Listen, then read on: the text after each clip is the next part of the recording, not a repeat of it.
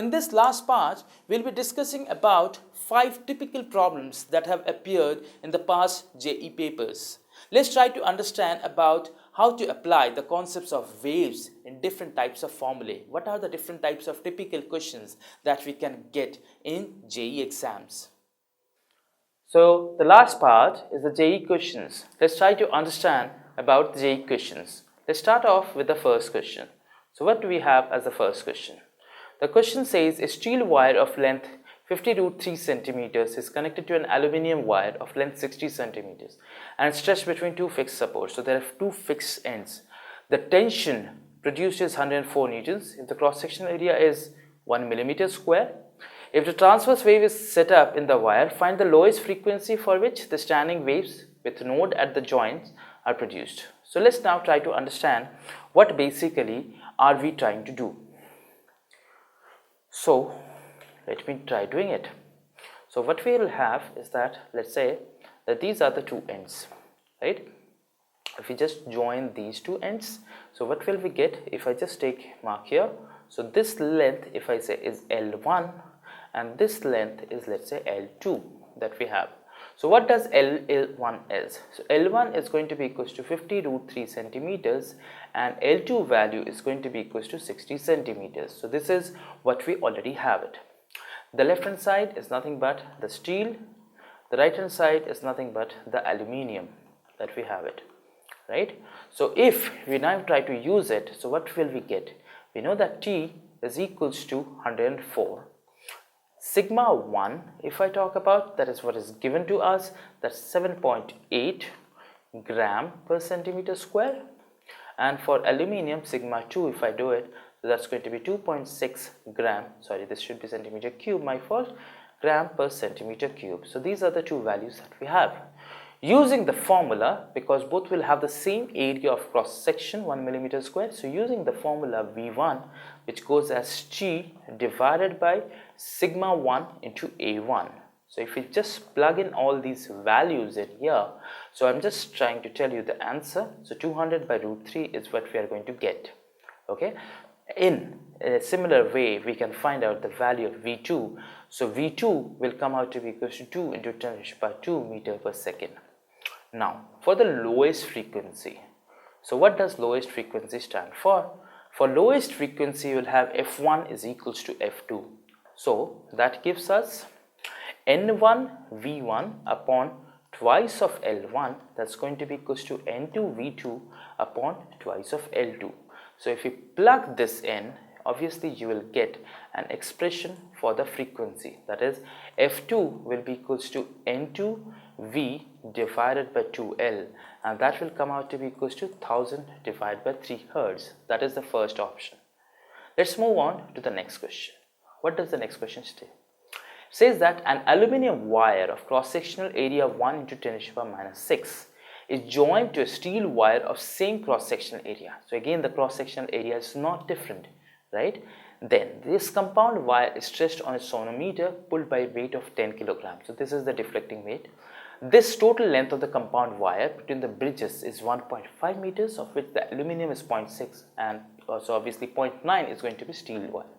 Transverse vibrations are set up in the wire by using an external force. Find the lowest frequency of excitation for which the standing waves are formed.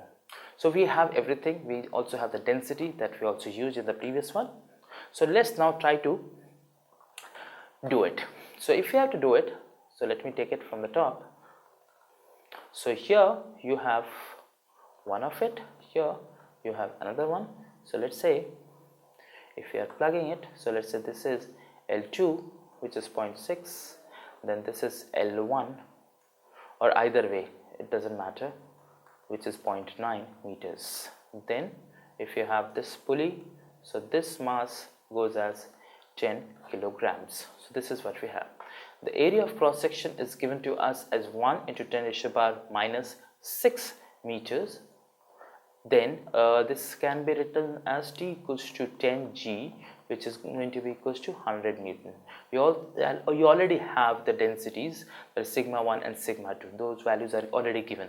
So using the same formula like we did in the previous question, so V1 is going to be in this case 100 divided by 1 into 10 raised to the power minus 6, that's the area, that should be meter square here, and then you will have for 2.6 into 10 raised to the power 3. So this is going to be one value of velocity. The other value of velocity will be equals to root over 100 upon 1 into 10 raised to the power minus 6 is going to remain same. The other density is nothing but 1.04 into 10 raised to the power 4. Yeah.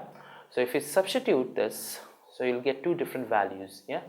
Once you know about this, then if you put the expression F1 is equals to F2, correct? Because we are trying to find out for the lowest frequency. Once we are trying to do this, so what we are going to get? We'll get N1 into 10 raised to the power 3 whole divided by 2 into 0.6 into root 26, because if you simplify you will get it in terms of this. So this is going to be equals to N2 into 10 raised to the power 3 divided by 2 into 2 into 0.9 into root 26. So now we try to simplify this particular expression. So this way you will get something like N1 upon N2 is coming out to be 1 over 3. Now what you will get for the lowest frequency, you will get N1 V1 upon twice L1, that's going to be equals to 1 into 10 raised to the power 3 upon root over 26 into 2 into 0.6. This is what will you get. So if you try simplifying it, you will get the answer. So hope you understood till this one. Let's move on to the next one. So what basically do we have? The next question says that a uniform rope of length L and mass m hangs vertically. So there is a vertically that the mass is hanging. A block of mass m, small m, is attached to the free end of the rope. A transverse pulse of wavelength lambda is produced at the lower end of the rope. The wavelength of the pulse as it reaches the top of the rope. So how exactly it's going to move? So let's try to understand about it. Let me change the color. So far I've been using the same color. Yeah, so let me change it. So what will we have? So if you just try to find out, let's say this is your rope, then here is a ripple that is produced. So this ripple needs to go up. Okay, so if I say this is capital M, this is small m, so this ripple, if this needs to go up, then how exactly is going to move? We know that the frequency is going to be given by V over lambda. So using this, so this is the frequency at the lowest point. Now we also know that frequency, this can also be written as 1 over lambda, and then you will have mg divided by the mass density. Mass density is mu. At the highest point, if you say, so F1, if you say this is going to be equals to V1 upon lambda 1. So if I put in, obviously it's going to include both the masses, capital M and the small m. So as a result, we'll get something like 1 over lambda 1 is going to be capital M plus small m into g over the mass per unit density, or there is a mass density mu. So if I have this, so using this, what will I get? So F1 is going to be equals to F if there is no change in the source frequency. If that is the thing that happens, in that case, what will we get? We'll get 1 over lambda, then it's going to come out to be mg over mu, which is going to be equals to 1 over lambda 1 into capital M plus small m into g over mu. Using this, let's get rid of the factor mu. So if I get rid of the factor mu, so what will I get? I'll get lambda 1 is equals to lambda into capital M plus small m upon small m. Obviously, there is nothing more to go because g is going to get cancelled. Mu has already got it cancelled. So hopefully this made sense. Let's move on to the next one. So what do we have in the next one? It says, taking the composition of air to be 75% of nitrogen and 25% of oxygen by weight, calculate the velocity of sound through air at STP. What is STP? STP is nothing but standard temperature pressure. So using that, what we are going to find it out. Now, if we find out using the molecular weight, so let's try to find out using the molecular weight. The molecular weight is going to be given by m1 plus m2 plus m3 and so on, whole divided by the total mass.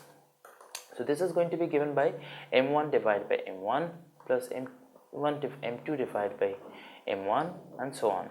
So this is what you are going to get. right? So if you just try to simplify this, because it consists of both 75% and 25%, so we do not know what is the mass here. So if I just try to find out in terms of percentage, so 75 plus 25 upon m, that is going to be equal to 75 divided by the mass of nitrogen, that is going to be equal to 28. Then we'll have 25 divided by 32, that is the mass of oxygen that we have. Now if I say that gamma is the gamma of the mixture, so if I take the gamma of the mixture as this, then what will I get? I can simply write it as further, it's going to be equals to N1 plus N2 divided by gamma minus 1, because this is for the complete mixture. Now if I have to break up for each mole, for each basically substance, so what will I get? I'll get N1 divided by gamma 1 minus 1 plus N2 divided by gamma 2 minus 1, and so on, right? So if I have to solve this, so what will I get? Because these are the number of moles, mind you, so we'll get 75 over 28 plus 25 upon 32 whole divided by gamma minus 1, that's going to be equals to 75 upon 28 over 1.4 minus 1 plus 25 upon 32 whole divided by 1.4 minus 1, right? So this, if I simplify, I'll get 3.46 upon gamma minus 1. I've just simplified, I'm just doing it next literally here. So this, if I simplify on the right hand side, so this is going to be 0.4 in the denominator, so this is going to be approximately equal to 6.70 plus 1.95 that we have. So if I just simplify this, I'll get the value of gamma. So the value of gamma comes out to be approximately 1.4. But if we take the Newtonian correction into account, the velocity of sound is going to be given by gamma into p divided by rho, and p is going to be equals to gamma RT divided by m. So using this, what will I get the velocity to be? Velocity can simply be given by gamma RT divided by m. So simplify this, just put in the values accordingly, and that should come out to be approximately 331.3 meters per second. So this is what we have.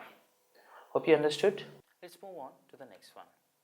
So what we have says two plane sonic waves of same frequency are traveling in a homogeneous medium.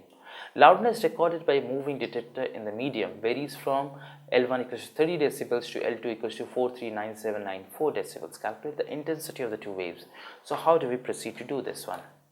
Let me change the color again because it's been quite monotonous now. Okay, so we know that the loudness is characterized by a formula, as we discussed in the lecture as well. It's going to be equal to 10 log to the base 10 I over I naught, and this is going to be measured in decibel, right? Here, what is the value of I naught? I naught is nothing but 10 raised to the power minus 12 Weber per meter square. Watt per meter square, my fault. So using this, what will I get? I can find out the minimum value of intensity, that I can just take the antilog of the above expression. So this is going to give me I naught into kind of antilog, you can say, or 10 raised to the power something, antilog to the base 10 of L1 divided by 10. So this, if I just simplify and if I put in the values, so I'll get something like 1 into 10 raised to the power 9 watt per meter square. So this is what we have. In a similar way, I can find out the maximum value. So what is going to be the maximum value? The maximum value is going to be I naught into anti-log to the base 10, and here we'll get L2 over 10, right? So if I simplify this particular factor, it's going to be 25 into 10 raised to the power minus 9 watt per meter square. Let's move on to the next page. Now we know that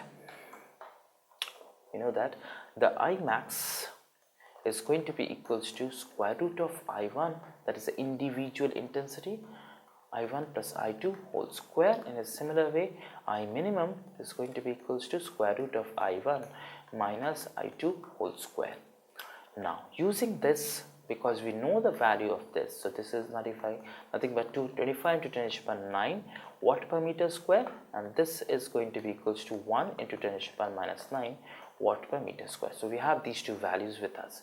So if we just try to simplify, if I just take square root of these two, I will get square root of I1 plus square root of I2. That's going to be equals to 5 into approximately 5 into 10 raised to the power minus, we can't say minus 9, Okay, so let's say square root of 10 raised to the power minus 9. Similarly, square root of I1 minus I2, that's going to be equals to 1 into square root of 10 raised to the power minus 9. If I simplify this, so that's going to give me the answers. So the answer for I1, root I1 is going to be equals to, or let me get rid of the square root. So I1 will come out to be equals to 9 into 10 raised to the power minus 9, and similarly I2 will come out to be equals to 4 into 10 raised to the power minus 9. So these are the solutions that we get. We discussed the 5 questions which have appeared in the past JEE papers. Hope you would have understood them. So now let me summarize what all we have learned. We introduced the topic of waves. Waves can be seen everywhere around us. Waves are utilized to even transmit signal of our mobile phones. It is used for satellite communication, which basically gives us the supply of television signals, and so on and so forth. So this is all about the waves, broadly speaking.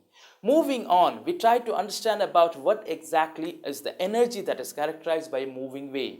When we are talking about a moving wave, we have to classify what is a standing wave, what is a displacement wave. A displacement wave is the one where the energy is transferred from one point to the other, whereas in the case of a standing wave, there is no transfer of energy that takes place.